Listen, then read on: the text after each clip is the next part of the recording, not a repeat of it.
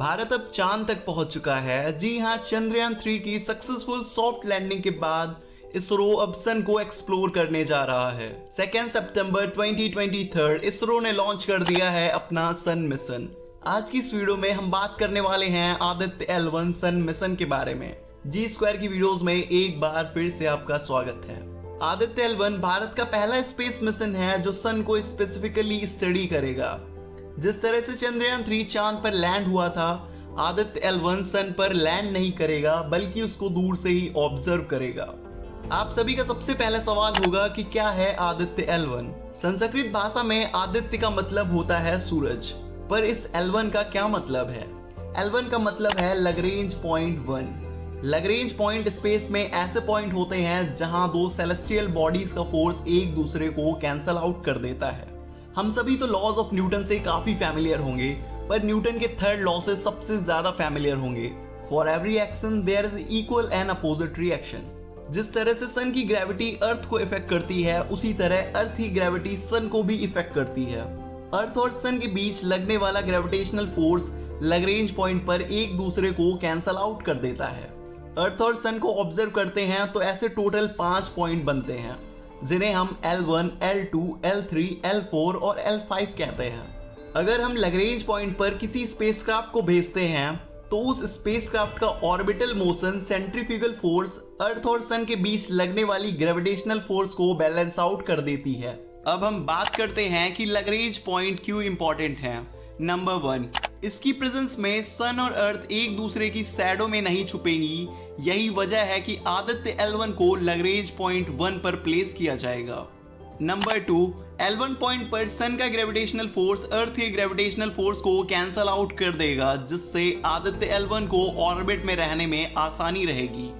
Number 3, L1 point सन को monitor करने की सबसे बेस्ट प्लेस है, जहां से सन का 24/7 व्यू मिलता है और सोलर एक्टिविटीज को इजीली मॉनिटर किया जा सकता है। नंबर 4, सबसे इंपॉर्टेंट बात तो ये है कि L1 पॉइंट पर स्टडी रहने के लिए हमें सबसे कम एनर्जी की रिक्वायरमेंट होगी, और इसरो वाले तो हैं ही कॉस्ट इफिशिएंट। कॉस्ट इफिशिएंट के मामले में ये तो नंबर 1 पर आते हैं। लॉन्च को मिलाकर इस मिशन की कॉस्ट करीबन 400 करोड़ होगी। सनलाइट को अर्थ तक पहुंचने में 8 मिनट लगते हैं, लेकिन आदित्य L1 को इस L1 पॉइंट पर पहुंचने में 4 महीने का समय लगेगा। चांद हमसे कुछ 3,80,000 किलोमीटर दूर है। सूरज हमसे कुछ 150 मिलियन किलोमीटर दूर है। यानी कि L1 पॉइंट पर पहुंचने के लिए हम चंद्रयान से 4 गुना ज्यादा डिस्टेंस ट्रैवल करेंगे, जो कि 1.5 मिलियन किलोमीटर फ्रॉम अर्थ होगी। आदित्य L1 पूरे 5 साल तक इस L1 पॉइंट पर एक्टिव रहेगा और सन को मॉनिटर करता रहेगा। L1 पॉइंट पर हम अकेले नहीं हैं। यूरोपियन स्पेस एजेंसी का सोहो यानी सोलर हेलियोस्फेरिक ऑब्जर्वेटरी सैटेलाइट वहां ऑलरेडी मौजूद है। आप सभी सोच रहे होंगे कि आदित्य L1 मिशन इतना इंपॉर्टेंट क्यों है। चंद्रयान 3 तो समझ में आता है कि वो वहां की सॉइल को एग्जामिन करेगा, वहां का टेम्परेचर देख सकता है, फ्यूचर में ह्यूमंस को वहां कॉलोनी बनाने में कुछ इंपॉर्टेंट डेटा कलेक्ट करके दे सकता है। फिर भी आदित्य L1 मिशन इतना खास क्यों है?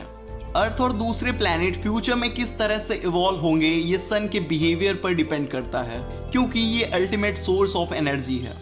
आदित्य L1 सन की आउटर मोस्ट लेयर कोरोना को स्टडी करेगा। ये लेयर खुद में एक मिस्ट्री है। सन की कोर में न्यूक्लियर फ्यूजन होता रहता है, वहां गर्मी से भी ज्यादा होती है। लॉजिकल बात करें तो कोर से दूर जाने पर गर्मी कम होती जाएगी, लेकिन सन का एवरेज सरफेस टेम्परेचर कुछ 5000 से 6000 डिग्री सेल्सियस होता है।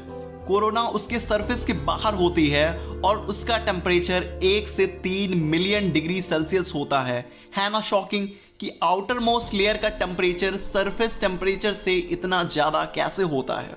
आदित्य L1 में 7 डिफरेंट इंस्ट्रूमेंट्स लगे हैं, यानी कि 7 पेलोड्स, जो सूरज से निकलने वाली अलग अलग चीजों को एग्जामिन करेंगे। अब पहले ये जान लेते हैं कि सूरज से क्या क्या चीजें निकलती हैं। हीट और लाइट, ये तो बेसिक सी बात है, हर किसी को पता है। लेकिन इसके अलावा सूरज से निकलती हैं डिफरेंट टाइप की इलेक्ट्रोमैग्नेटिक रेडिएशंस। इनमें ना सिर्फ हमारी विजिबल लाइट जो आंखों से दिखाई देती है, बल्कि ultraviolet radiations, UV rays, infra radiation, radio waves. लेकिन इन सब के अलावा सूरज से निकलती हैं सोलर विंड्स, जो कि एक फ्लो है चार्ज इलेक्ट्रॉन और प्रोटॉन का। इसके अलावा सूरज से निकलते हैं कोरोनल मास इजेक्शंस, जो सोलर विंड और मैग्नेटिक फील्ड के बहुत बड़े बर्स्ट होते हैं। और कभी कभी निकलते हैं सोलर फ्लेयर्स, जो लाइट और एनर्जी के हाई इंटेंस फ्लैशेस होते हैं। अब इन चीजों को एग्जामिन करने के लिए आदित्य L1 में 7 डिफरेंट पेलोड्स लगे हुए हैं। Number 1, visible emission line coronagraph. ये कोरोना लेयर को स्टडी करेगा, कोरोनल मास इजेक्शन को ऑब्जर्व करेगा। Number 2, solar ultraviolet imaging telescope. ये सूरज की फोटोस्फेयर लेयर और क्रोमोस्फेयर लेयर को एग्जामिन करेगा।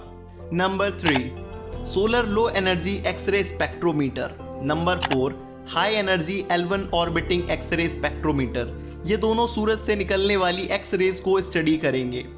Number 5, Aditya solar wind particle experiment.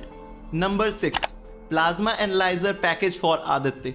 ये दोनों सोलर विंड को एग्जामिन करेंगे। आखिरी पेलोड है मैग्नेटोमीटर, जिसका काम है मैग्नेटिक फील्ड इंटेंसिटी को मेजर करना। बाकी और सन मिशंस की बात की जाए तो 2018 में नासा ने पार्कर सोलर प्रोब लॉन्च किया था in collaboration with European space agency. उम्मीद है आप इस इंफॉर्मेटिव वीडियो का भरपूर लाभ उठाएंगे। तो मिलते हैं अगली वीडियो में, तब तक के लिए ओके बाय।